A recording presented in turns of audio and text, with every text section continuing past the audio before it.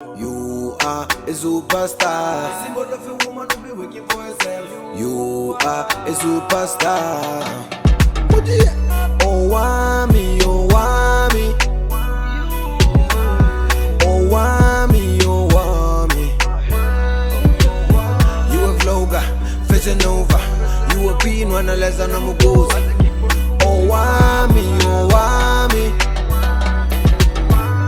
Owamie, Owamie. Hi ninjas, how are you guys doing? It's a girl. Owamie was already aka Miss Fair Focal. If it's the first time joining me, please do make sure that you subscribe. You are absolutely welcome. Please also make sure that you hit the bell, so that obviously you don't miss any other uploads.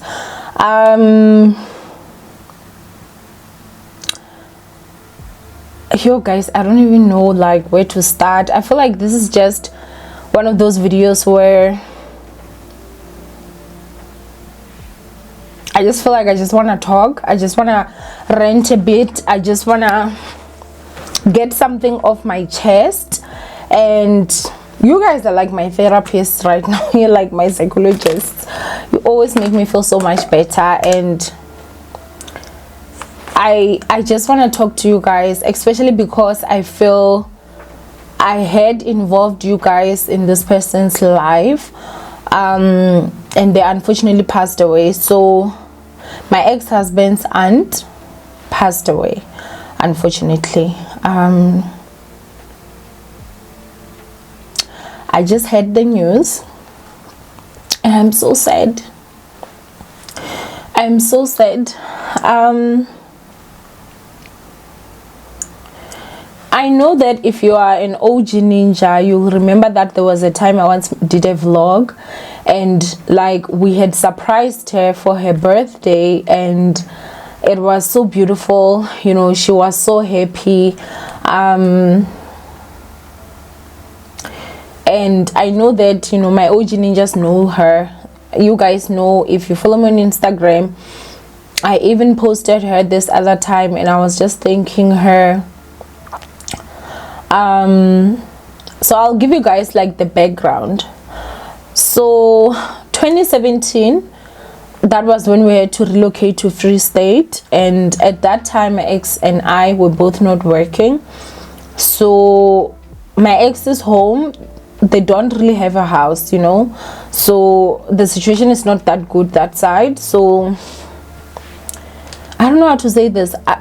It's like rooms that are connected. It's not like a house, so they don't have proper accommodation that would accommodate us, I should say. And so the next plan was that we were gonna go and stay with Rakad, who is auntie. And when we were told over the phone, so basically she did have an RDP and she also had a shack outside, and the shack was quite big. So there was like a bedroom this side and also like a kitchen this side. It was separated. It was nice. We were told that we were going to be living in the shack. So at that time, you know, obviously I was still madly and deeply in love with this person, and I decided, okay, that is fine, you know. So we left, we went there, and there's also a bed in the other side, right? So when we got there, you guys, like we got that auntie had removed a lot of her stuff from her bedroom to the shack, and we went there under the impression that we were supposed to stay in the shack. As I'm saying, my ex mother-in-law was also very much on, yeah, they need to go and stay in the shack. So Rakadi basically sat us down and she said that there was no ways that I was gonna let my children go to the shack, because especially now it's cold. I know Owamie is from Venda where it's very hot.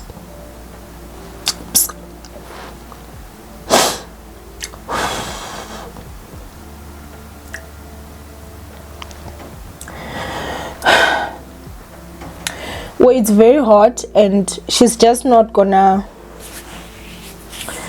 be able to cope with the temperature. So that June of that year, or the winter of that year, 2017, guys, it was very cold. It was very, very cold. And so we stayed in her bedroom, or we would sleep in her bedroom. We would cook in the shack because that's where the coal stove was. And so like every night we'll sleep in her bedroom, she'll sleep in the shack, and would wake up and we would go to the shack, obviously, if we needed to cook or food or anything like that. And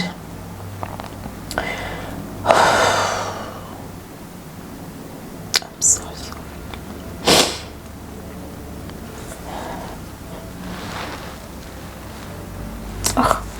Wait, guys, I'm sorry, guys. I mean, I know my heart is painful, but I think talking about it now is just also just taking me back and playing those memories and everything. So she, like, at that time it was like there was no hope, you know, for us, like me and my ex. It was like we're just gonna sit there, and she did not even mind that. I remember she used to come and give us, great, that's my makeup box. Now everything is down, damn it. She would come, guys, and give me and my ex like 2 rands. Sometimes she would come and give me 1 rand and give him 1 rand and say, go and buy Zimbas, my children, so that you can just, you know, refresh your minds, because mostly like would be in the house. And the reason for that was because you are also depressed, you know, you're trying to adjust with like a place that is so backwards when it comes to like where you were. You know, you are not working, your husband at that time is not working, you are both just going through a lot. He's still going through a case. You don't know if he's gonna go to jail or not. And the stress was so much on me because, guys, nobody in the family knew, even till today. Not today, now they know, I think, but at that time they didn't know. So she could see that, you know, like there was a lot of stress, but she didn't know exactly what it was. I think she just took it as they lost their job, they're back here and stuff, so maybe that's the reason why. So she would always make sure that she has got like 2 rands to give us and say, go buy Zimbas, because just down the road there was actually like a Somalian shop. Out of the whole family, I won't lie, all the adults, she's the only person that I can say that she really truly loved me. She honestly just made so many sacrifices, and at each and every turn she was like a mother to me.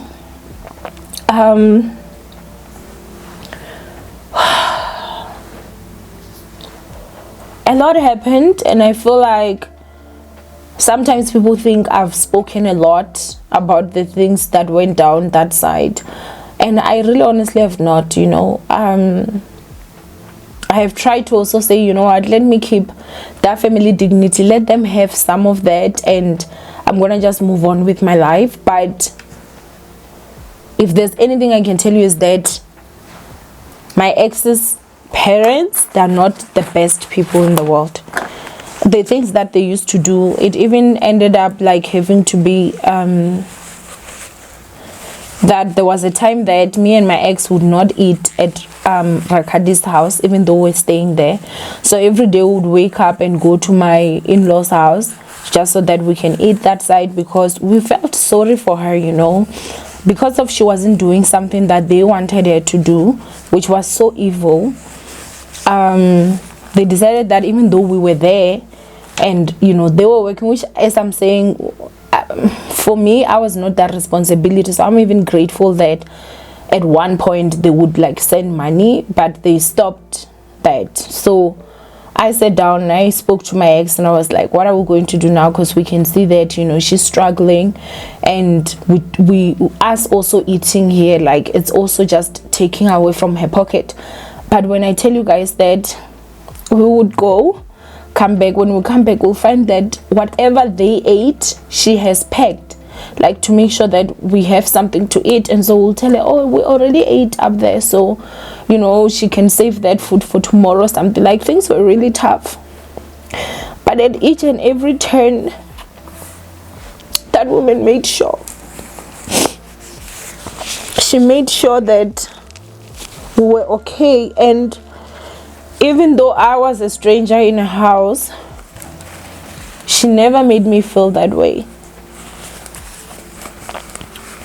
Fast forward, we ended up actually just moving back to my ex's home, and it was just drama after drama, guys, like, yo. And then when it came to like sleeping, other people had to move to the dining room. You know, I just don't want to talk about that, but we ended up actually obviously being kicked out there. And then we went and we rented a back room. That's where we were staying. It was a 2-room. That was in 2017 year end. And she would, when I was still staying in the 2-room, guys, like, she made sure that she came to check up on us. And she would always say, I don't want to constantly be coming to you guys, because I don't want people to think, oh, you know, because at that time my ex had gotten a job. Obviously it seemed as if he was earning a lot more, because my YouTube channel was also running at that time and paying. And so we had bought a car and everything. And as much as she did so much for us, she never ever felt entitled to anything. Of course, like, you know, I always made sure that every month I would give her something. But she was never someone that was ever gonna be like, oh, you know, this is too small, or why are you not giving me more, or why are you not doing this and that. Like, whenever I had, I honestly would, like, you know, give her and all that. But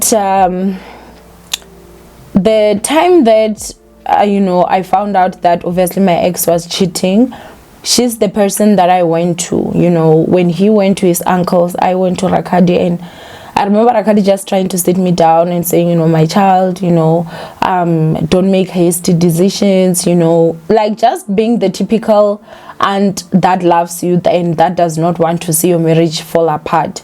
She's the same one that when the uncle Malumekazi went to her to, like, basically try to trash me as a bad person, she basically said, no, I don't want to say anything to you guys without Owamie in presence.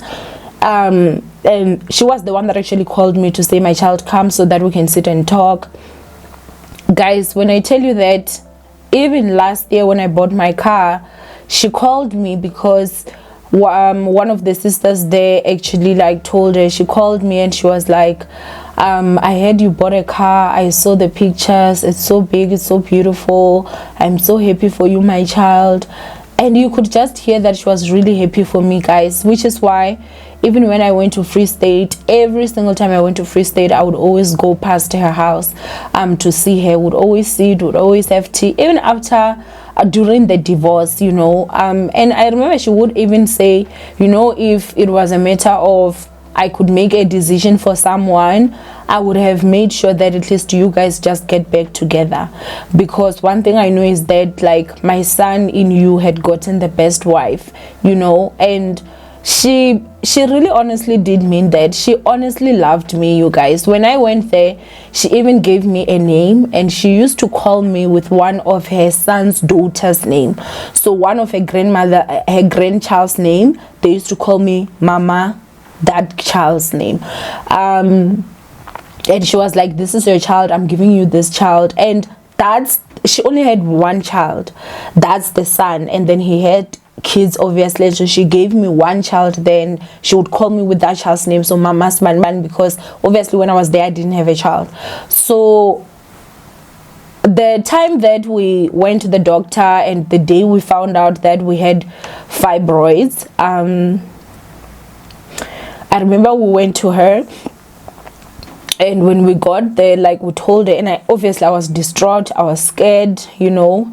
Actually, that was not the day of the fibroids. The day that the first doctor misdiagnosed me and said my womb was deformed, when he was seeing the fibroids instead of the womb, we went then, we told her that they're saying it will never be possible for us to have kids, or me to have kids and everything. And I remember I was just crying so much, and she came, she held me, and she said, you know, my child, let me tell you something. I know a story of another woman who was married and she could not have kids with her husband.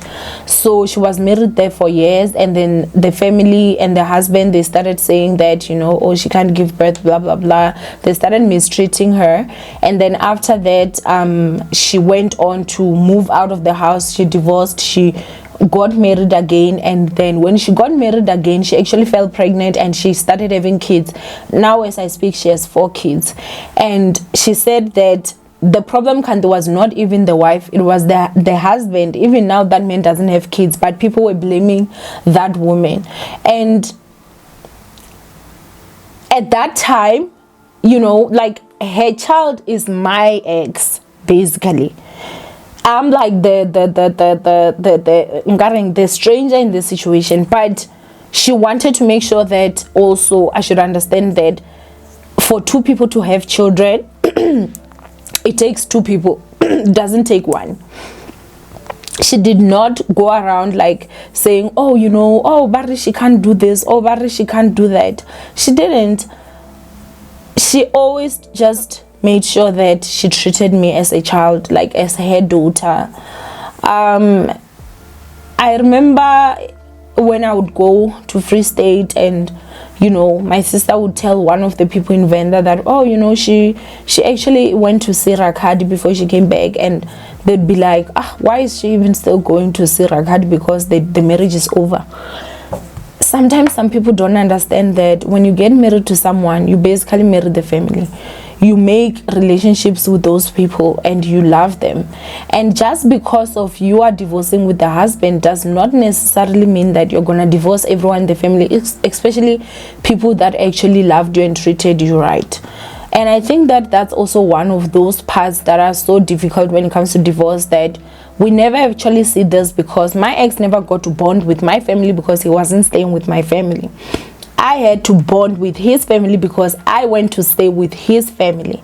But when you go your separate ways, it's almost as if you're supposed to just cut all those feelings with every single person and have them go to the other side, because to some people it just won't make sense.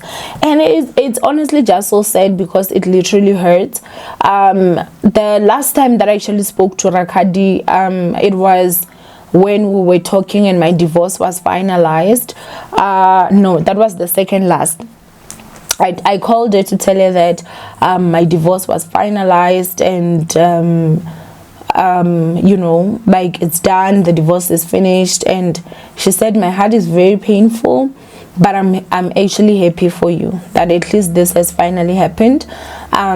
You know, my son decided to do what he did. I know everything that happened. I know the truth of what actually happened. So she actually said that, I am setting you free, my child, and I bless you. She said that. She said, I bless you that the next person that you meet will treat you better than how you were treated here. And she said, like, you know, she was joking. She was like, whichever family you go into, you should always tell them that you belong to me, you know, I'm your mother. She even joked saying that when you get married again, you should tell me and I'll come and all that, you know. And now she has passed away, and the people that are left are the people that, you know, they, like, literally that family is just a mess. It's chaos. There are also other stuff that are happening obviously behind the scenes that I'm just not going to say here, but it's quite sad, and it just breaks my heart that she had to pass this time, you know. But I won't lie, my heart is very heavy. I'm very saddened. If everyone, my OG ninjas know like how highly I spoke of her, and that was just because of how she treated me. Even the time that, you know, everything was going, she even went to Venda to pay lobola. you know, and she was just the sweetest person ever. Like, with her you would honestly just feel like you are with a mother. That's exactly how she was, you know. And she was just a sweet person generally, but you know, if that was my mother-in-law, they like my mother-in-law, like straight, that was my ex's mother, I would have stricken gold. But at the same time, the way that she loved my ex-husband, like she literally called him her child, like, and she really loved him so much. And so in with that, like, she also poured that love down to me. And I'm just so sad that she's no longer here. I'm just so sad, guys. My spirit is so down today.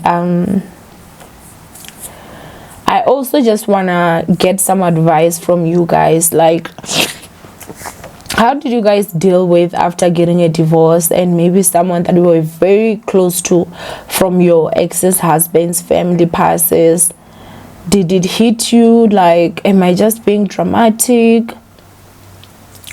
It's just that, like, it's like, especially as I'm talking, it's like the memories are coming back and everything is so vivid, and I can just see everything. And honestly, she did everything, guys. Like, she did everything. Like, she made sure that even if it's pap and water we're eating, everyone will get the same amount of pap and water. She would always just make sure that, you know, we were okay. And she was such a peaceful person. She didn't want any fights with anyone or anything. The last time that I went there was the day that I actually went to fetch the papers from the court. I think you guys can remember that.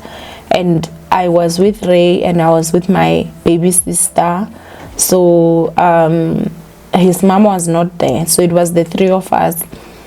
And when we got there, guys, like, her police was always, she's gonna make you tea, like, whether you like it or not, she's gonna make you tea. If you don't want tea, she's gonna wanna buy you cool drink. And you know, like, it's not like she has money like that. So whenever we get there, it would always be tea I take to avoid her, like, buying food drink and stuff like that. So she made us tea. It was quite cold, and she was actually complaining, saying, oh, you know, my legs had swollen, but we sorted it out. I went to the doctor and all this, and unfortunately, you know, she didn't get as better, and yesterday she ended up passing. I guess it is life, guys. I guess it is life. And I'm such a crybaby. That's something that you should know about me, okay? Like, if I'm emotional, I'm a cry. But yeah, this one really does hit a little bit harder. A little bit harder. I can't even tell you the good things that she did for me, because it's just too much, you know. It's honestly just too much, and I will cherish her forever. For sure, that's one person I'll never forget in that family. So may her soul rest in peace, and I love you, ninjas. Bye.